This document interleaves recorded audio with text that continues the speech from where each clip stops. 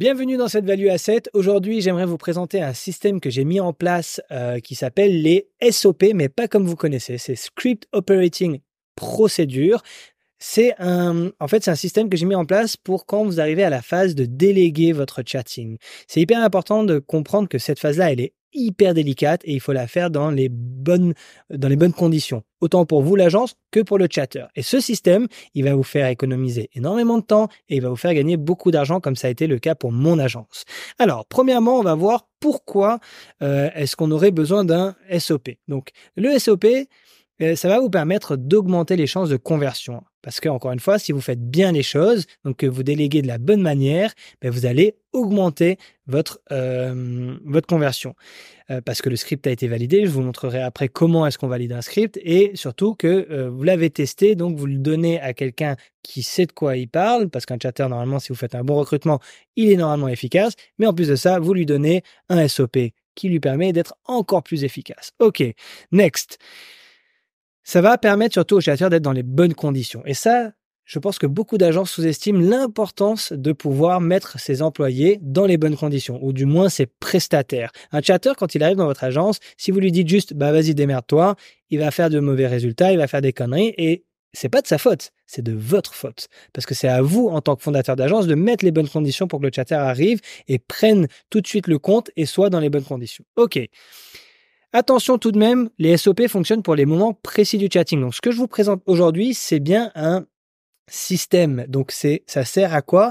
À mettre en place des bonnes conditions. Donc, c'est pas un script de chatting, d'accord? Je le mets en dessous. Il ne faut pas confondre un script operating procedure et un script de sexting. Ça n'a rien à voir, d'accord? Donc, ce SOP, ça va pouvoir ça peut être utile pour les welcome messages, comme je vais vous montrer là, et par exemple pour un mass message. En gros, c'est un système qui accompagne le chatter dans les premiers messages qu'il va avoir avec les clients. OK. Maintenant qu'on a ça, on va passer sur les prérequis pour mettre en place un SOP. Donc, pour faire un SOP, il faut deux choses. Il faut un SOP et il faut un script. Donc, pour créer un SOP, il faut chatter. Ça, c'est indiscutable, les amis. Apprendre avant de déléguer. Règle de base de tout fondateur. Il est impossible de déléguer si vous ne savez pas de quoi vous parlez. Donc, il va falloir chatter pour créer un SOP efficace. Encore une fois, vous ne pouvez pas aller vérifier si un chatter fait bien le taf. Vous ne pouvez pas non plus créer un SOP si vous ne savez pas de quoi vous parlez. C'est impossible, c'est inenvisageable. C'est d'ailleurs très stupide. Il faut tester différentes approches plus script. Donc, on fait du test and learn, d'accord? Chaque modèle attire différents types de clientèle, ce qui veut dire que vous allez avoir différentes approches, donc différents types de scripts. C'est pas parce que vous avez un script qui fonctionne qu'il va fonctionner pour tous les modèles, évidemment. Et c'est d'ailleurs déconseillé de mettre des scripts comme... Enfin, moi, je vais vous présenter un script aujourd'hui. Il n'est pas forcément adapté à votre modèle. Donc, encore une fois, test and learn. On teste, on regarde. Si ça marche, tant mieux. Si ça marche pas, on améliore, on itère, d'accord? Ensuite, il y a la phase de validation, donc il faut valider le script. Un script, ça se valide quand il atteint 50% de conversion. Donc, si sur 10 clients qui arrivent dans votre bas de funnel, il y en a 5 qui convertissent, c'est un script gagnant. Vous pouvez y aller, vous pouvez vous en servir. Une fois qu'il est validé, et donc pour documenter, il suffit de faire exactement ce que je vais vous montrer dans cette vidéo. Donc, présenter étape par étape la structure afin que le chatter l'implémente correctement. C'est exactement ça. C'est un diagramme comme je suis en train de faire, une vidéo et on explique, voilà, je veux que tu fasses ça, je veux que tu fasses ça, je veux que tu fasses ça. Il ne faut pas laisser l'ombre d'un doute et il ne faut pas que la personne ou le chatter, se retrouve avec des questions à la fin de cette vidéo. Et si vous le faites, donc, filmer son écran plus un diagramme, c'est donc un SOP. OK, nice. Maintenant qu'on sait comment on fait un SOP, on va passer au script. Comment est-ce qu'on crée un script pour un chatter? On va partir dans cet exemple, on va donc analyser un script qui sera donné à un chatter pour onboarder un nouveau client. On appelle ça le welcome message. Donc un client s'abonne à votre MIME ou votre OF et il y a une séquence de messages qui commence. Donc là, le SOP qu'on crée, c'est pour ce moment-là. Petit disclaimer, je le refais, le script que je vous montre aujourd'hui est adapté à un modèle de notre agence. Évidemment, vous pouvez le copier-coller la structure, donc la réflexion que je suis en train de, le système que je suis en train de vous présenter, mais adapter les messages à votre sauce, les amis, d'accord? Parce que peut-être que votre modèle, c'est une modèle qui travaille qui est dans le fitness, dans le gaming, qu'importe, d'accord? Ok, nice. On y va. mise en situation. Nouveau client vient de s'abonner à notre mime.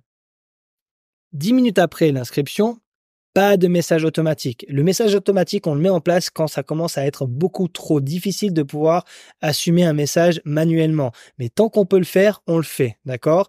Donc, on attend à peu près 10 minutes après l'inscription. Ça, c'est une strat que j'avais mis en place il y a presque une année maintenant qui marchait très très bien. Petit selfie avec message. L'idée, c'est d'essayer de faire en sorte que le message est legit. Les pavés comme ça avec le menu, les emojis, I want to suck your dick, ça marche pas les gars. Les gens, ils sont pas naïfs. Là, petit selfie, hello, ça va. En règle générale, c'est ce qui se passe quand on rentre dans un début de discussion, d'accord? Là, maintenant, deux hypothèses. Soit pas de réponse, et on va voir ce qu'on fait, soit il y a une réponse. Ça va et toi, en règle générale, c'est la réponse qui est attendue d'un message comme ça. Mais c'est très important que vous compreniez ça. Legit. Il faut que ça donne l'impression que la personne a vraiment, c'est pour ça qu'on attend 10 minutes, et qu'elle a vraiment envoyé une photo d'elle avec un petit hello, ça va. Ok. S'il n'y a pas de réponse, on fait une petite relance, petit message gentil de relance. Hello, t'as pas vu mon message, qu'est-ce qui se passe? Bref. Toujours pas de réponse, time waster. Laisse tomber, il répondra pas. Peut-être qu'il achètera les mass messages, on sait pas, mais en tout cas en sexting, c'est mort. Ok. Il répond, ça va et toi? Et là, tout de suite, petite réponse sympathique. Je suis de bonne humeur depuis que tu t'es abonné à mon compte. Emoji, encore une fois, la narration, c'est vous qui faites comme vous voulez, mais en règle générale, ce qui est important, et ça, c'est la structure. Donc, ce que vous avez à gauche, c'est le message que vous pouvez modifier, et ce qui est à droite, c'est le système et la structure. Et ça, vous ne le changez pas. Là, en fait, ce qu'on va faire, c'est qu'on va faire une mise en confiance. Toujours faire un petit compliment, c'est lui la star, les amis. C'est l'abonné. Il vient de lâcher de l'argent ou il s'est abonné gratuitement, qu'importe. Mais là, c'est lui qu'on met en avant. Et là, on va faire ce qu'on appelle une question ouverte. Donc, premier message, on enchaîne directement avec un deuxième message et on va faire une question ouverte, plus call to action. L'idée, ça va être de le pousser à faire une première action.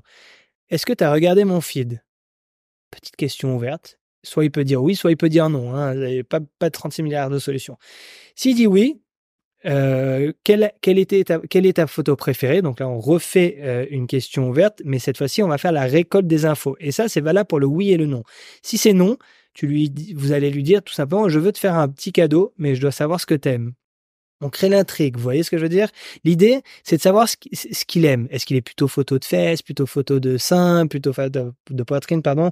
Enfin, le but, c'est de récolter les informations. Et vous allez voir pourquoi après. Donc là, il va vous donner sa réponse selon, généralement, le contenu qu'il aime le plus, tu vois. Quelle est ta photo préférée? Il va vous dire, bah, c'est celle-là. Soit il fait un screenshot, soit il vous dit ça. D'accord. Et là, ce qu'on va faire, c'est qu'on va faire une petite strat. Surtout au début, ça marche très, très bien, ça. C'est quand on a un modèle qui démarre, on a peu de preuves sociales et on veut augmenter cette preuve sociale. Donc, l'idée c'est d'augmenter la preuve sociale en leur offrant un petit cadeau. Là, vous lui dites, on fait un deal, tu me likes la photo, je t'envoie un petit cadeau. Donc là, c'est gagnant-gagnant, d'accord? Lui, il vous like une photo, donc où il vous met un like, et vous lui envoyez un petit cadeau. S'il vous dit non, on relance, petit message gentil encore une fois, et t'as pas vu est-ce que t'as vu mon feed? Enfin, vous adaptez, en gros, c'est un relance par rapport à la discussion. S'il vous répond pas, time waster, peut-être qu'il sent le truc venir, ou que le gars, il est loin à la détente, qu'il vous répondra 24 heures après, et on reprendra le script, à voir. S'il vous répond oui, bah là, tout simplement, vous lui envoyez une petite vidéo, très courte, un teaser, plus un titre accrocheur. L'idée, c'est d'envoyer un teaser de 15 secondes, et vous verrez ensuite la raison, ok? Une fois que vous avez envoyé cette vidéo, vous attendez un petit moment, mais en règle générale pas trop longtemps parce qu'il ne va pas mettre 10 ans à la consommer, c'est 15 secondes. Alors cette petite vidéo t'as aimé, là c'est une relance.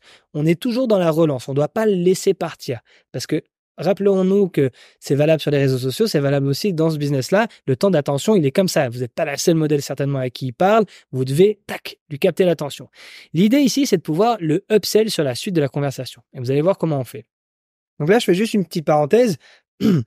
Faut imaginer que tout ce qu'on est en train de mettre en place, la structure, c'est pour que quand vous allez le donner au chatter, il fasse exactement ça. Il ne doit pas dériver du script. D'accord? Donc c'est ça notre script d'aujourd'hui. C'est ça l'intérêt. Là, il ne doit pas dériver pour le moment. Après, il pourra, mais pas pour le moment. Donc là, alors cette petite vidéo, t'as aimé? Réponse du client. Donc, encore une fois, en règle générale, là, oui, non, mais je ne le répète pas, hein, vous avez compris le système de relance, d'accord? Et là, vous allez tout de suite lui répondre je commence à être excité, et toi? Là, maintenant, on met une mise en condition. Parce qu'on n'oublie pas, on n'est pas là pour faire de la psychologie, on est là pour voilà, vendre du contenu, faire de l'argent et surtout passer à l'action, quoi. À un moment donné, on ne veut pas parler pendant des heures. Mais on n'est pas obligé. Encore une fois, le but, c'est pas d'y aller de manière frontale. Le but, c'est d'y aller de manière intelligente. L'idée, c'est de comprendre dans quel état d'excitation il est. Parce que peut-être qu'il est au bureau et que voilà, il y a pas moyen. Peut-être qu'il est chez lui, peut-être qu'il est dans un endroit propice. Et dans ce cas-là, on va analyser un peu. Soit il vous dit non, relance. Et là, c'est possible que ce soit une relance du style, le mec, il dit, non, je suis au bureau. Et dans ce cas-là, vous lui dites tout simplement, OK, on recommence ça ce soir quand tu rentres à la maison. Et là, vous reprenez le script au moment venu. D'accord? S'il vous dit oui, et là, c'est maintenant qu'on va faire la qualification du prospect. C'est-à-dire qu'encore une fois, vous savez, il y a les spenders, donc ceux qui dépensent, et il y a les time wasters, ceux à qui on met un petit sablier là. OK. Donc là, on va devoir le qualifier. Comment le qualifier? Donc, on va tout simplement lui poser cette question. Tu veux voir la suite de la vidéo d'avant? Parce qu'on lui a donné un teaser, normalement, on lui a donné envie, on lui a demandé s'il était excité, il vous a dit oui. Donc là, normalement, la logique des choses serait que, ouais, je veux bien voir la suite, tu vois, je suis curieux, quoi. Non, relance, petit message gentil de relance. Encore une fois, je répète, mais c'est bien de le savoir. S'il vous dit oui, là, tout simplement, on envoie le PPV, titre accrocheur, plus prix, plus contenu. Et là, c'est très important évidemment, peut-être que vous le savez déjà, mais je le rappelle, un PPV doit toujours avoir ces 3 éléments-là. Un titre, le titre, il doit permettre à la personne de se projeter visuellement. Car la seule chose qu'il voit, lui, c'est une image floutée, les amis. Lui, il voit juste une image floutée, un prix et un titre, du coup. Donc, le titre, ça peut être « Je veux que tu t'imagines que je suis… » Là, vous mettez un créer de l'imaginaire pour le projeter, quoi, selon la vidéo, selon le contenu. OK? Le prix, et là, c'est très important, le prix, il doit être aligné avec vos prix habituels. Parce que si jamais il vous reconsomme un contenu, admettons que vous fassiez l'erreur de vouloir lui faire un prix attractif à 10 balles, ou 5 balles une vidéo, mais qu'en fait, après, les vidéos, elles sont à 25 balles, le gars, il va pas consommer. Et vous avez mal le qualifié. Il faut mettre le prix que vous mettez d'habitude, parce que ça va être le prix qu'il va devoir payer par la suite. OK? Et ensuite, vous allez arriver et il faut lui donner le contenu, pardon. Donc là, c'est la vidéo. Elle doit être la version complète du teaser que vous lui avez donné. Et moi, je vous conseille toujours de mettre un petit bonus avec. Parce qu'il commence, il faut la pâter, quoi. Il faut être dans ce truc de vouloir lui en donner un peu plus, d'accord? Vous lui mettez un petit bonus. Ça peut être une photo, ça peut être un joy, ça peut être n'importe quoi. D'ailleurs, un joy avec un Y, pas du tout. Nice. Donc, vous voyez, arrivé à ce stade-là, maintenant, il n'y a plus besoin de scripter parce que la personne, elle a consommé. Maintenant, c'est au chatter de faire en sorte que la suite de la discussion soit rentable. Vous pouvez pas tout structurer, vous pouvez pas tout surveiller. Maintenant, c'est le chatter qui doit faire le reste du boulot. Donc, conclusion, l'objectif de créer un script de operating procedure à un chatter, c'est d'augmenter les chances de conversion avec un script validé parce que vous l'avez testé, comme on l'a vu auparavant sur la création de notre SOP. Et vous l'avez documenté et vous avez même fait un SOP, ce que je suis en train de faire là pour vous, mais que vous allez faire vous pour le chatter. Donc, le chatter est dans les bonnes conditions. Et avec ça, croyez-moi les amis, je vous le dis en toute honnêteté, j'ai fait énormément d'argent avec ce système parce qu'il est simple, il est efficace. Et en fait, ce que je veux surtout que vous compreniez dans cette vidéo, c'est que vous voyez, quand on va faire que ce soit un welcome message, un mass message, quand vous allez déléguer à un chatter, il faut qu'il y ait un système, il faut qu'il y ait ce SOP. C'est ultra important. Un script operating procedure, c'est la base. Si vous avez ça dans votre agence et que c'est bien fait, suivez celui-ci, faites un copier-coller, vous n'allez pas perdre d'argent en tout cas, parce que la transition quand on délègue malheureusement à un chatter, et la crainte, elle est souvent qu'il fasse moins bien le travail que vous. Ça va arriver, mais ce qu'on veut, c'est que ça ne soit pas trop catastrophique. Et vous pouvez sincèrement anticiper la catastrophe avec ça. C'est un système efficace, il a fait ses preuves. Vous avez juste à le copier-coller. Donc voilà. Si jamais j'ai mis le PDF complet du Value Asset en téléchargement de cette vidéo, donc juste en bas dans les liens, n'hésitez pas à le télécharger et revenir dessus en temps et en heure. C'est tout pour moi. À la prochaine, c'était Vadim.